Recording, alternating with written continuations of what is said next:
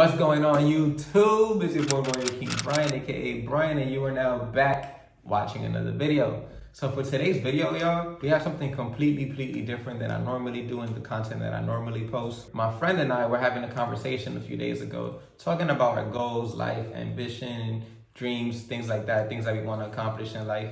And a question came up in the conversation, and that question was, what are 5 things that we would tell our younger self if we could go back in time? And it made me just think oh, that's a very important question. And I decided to make an entire YouTube video basically about that. So this video is basically, what if I could go back in time, and what are 5 things that I would tell my teenage self? So you already know the deal. Hit that subscribe button, hit that notification bell. We are officially over 950 subscribers, which means we are less than 50 subscribers from 1,000. Thank you to everybody that's been smashing the thumbs up, hitting that like, leaving a comment down below, because you guys are the reason why our channel is growing. So thank you. Now, let's get right into the video, y'all. What are 5 things that I would tell my teenage self if I could go back in time? So the first thing that I would tell myself is that you do not need to have your whole life figured out. It's okay if you don't know what you want to do at the moment. And the reason I really figured that out is because when you talk to a lot of adults that you think are adults, they don't have their own life figured out personally. They might know what's going on the next 30 days, 60 days, 90 days, but they don't really know what's going to happen 5 years from now, 10 years from now, 7 years from now. They don't really have a plan. They don't really have a structure in place that they're like, oh, I'm going to do this and I'm going to end up getting this result. A lot of the times when you're a kid, you look at adults and oh, I want to be like this because they got their whole life figured out. You don't really know if that person is in debt. You don't really know if that person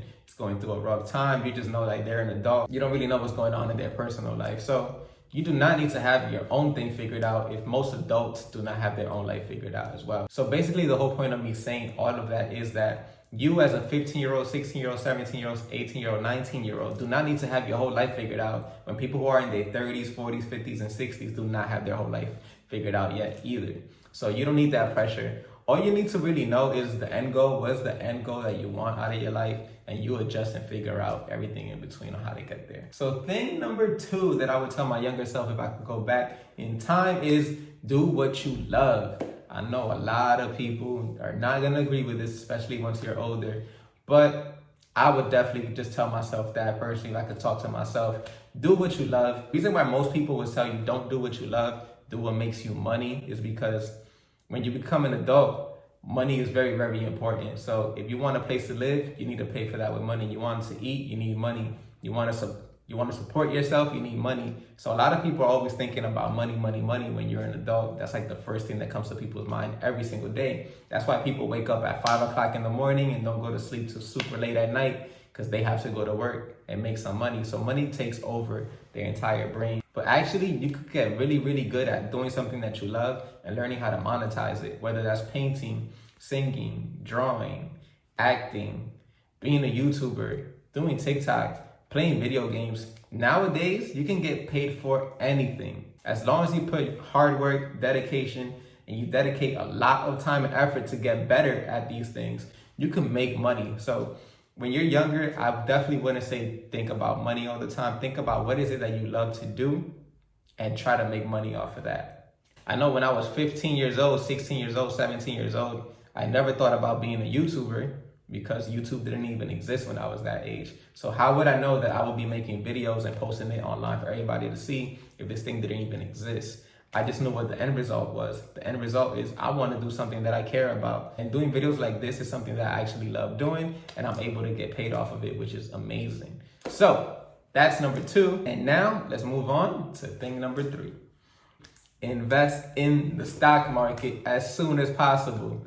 If there is one thing that I could probably say man, I really wish I did that when I was younger, it would be investing in the stock market. Because I've lived in New York, I've been to Wall Street, I've heard about this thing called the stock market and Wall Street for so long. I heard about it, but I never did the research to know can I get in there too? You know, when you watch these people on Wall Street, when you hear about Wall Street, you always think about these people in their suit and their ties, and it's an exclusive club that only rich people could get in. But no, that's not how it works. People get in there in order to get rich. You don't need to be rich in order to get in there. What is one thing that all rich people have in common? whether that's Elon Musk, Bill Gates, Floyd Mayweather, 50 Cent, Jay-Z, doesn't matter who they are. One thing that they all have in common is that they invest in the stock market. What's one thing that most poor people have in common? They don't invest in the stock market. They're missing out on the stock market. So if I could go back to 18, 19, 20, I was working 2 jobs at that time. So I was making a good amount of money for a 20-year-old. I wish I would have just invested some of that money in the stock market.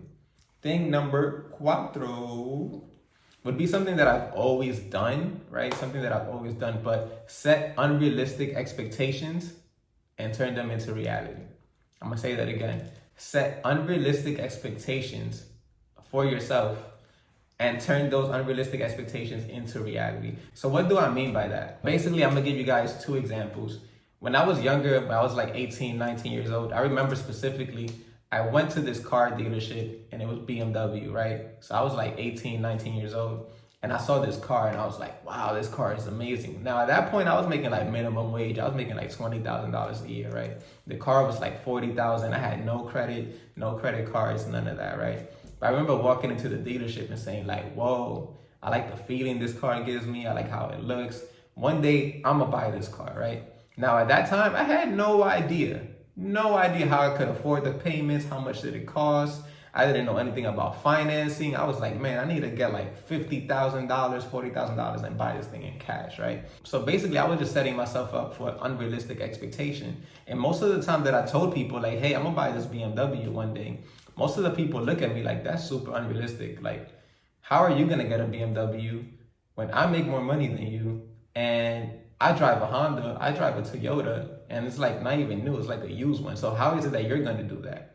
Honestly, it was probably a completely unrealistic situation, but I knew that I had an end goal in sight, and I knew that one day I was gonna be able to buy it. Now, I didn't buy it at 19, I didn't buy it at 20, 21, 22. I ended up buying it like 7 years later when I was 27 years old. So at 27 years old, I made that dream come true of buying that BMW. So basically, I took something that was unrealistic and I worked at it and worked at it and worked at it and worked at it and figured out a way to make that attainable, to make that unrealistic thing attainable. Now I have other unrealistic expectations that I have for myself, but I know it doesn't matter how long it takes to get there, I'm going to make that happen. So that's another one. Set unrealistic expectations and convert them into reality. And the 5th and last thing that I would tell my younger self, honestly, is to just continue being the person that you are.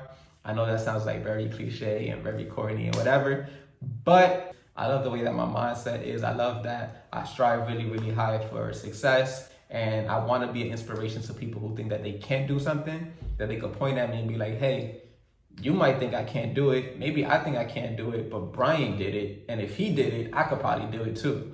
So that's kind of how it is that I see myself.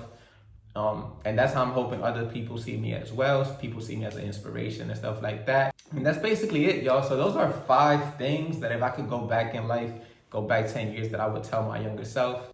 And yeah, basically that's the end of this video, y'all. So once again, we are over 950 subscribers. We are on the last 50 to get to 1,000. So I would really, really appreciate you subscribe to the channel. If you're not subscribed, hit the notification bell if you want to see more videos of ours. Give us a thumbs up if you really like this video, and leave me a comment down below. What is something that you would tell your younger self? It doesn't matter what age you are. If you're 18, what is something that you would tell yourself at 14? If you're in your 30s, what is something that you would tell yourself in your 20s? I think it's really, really important to have these conversations and evaluate where you are in life, because I'm pretty sure I'm gonna have different advice when I'm 40 that I would give myself when I'm 30, right? So once again, it's your boy Royal King Brian, aka Brian. Subscribe to the channel, give us a thumbs up, and peace, y'all. Hope y'all enjoy this video.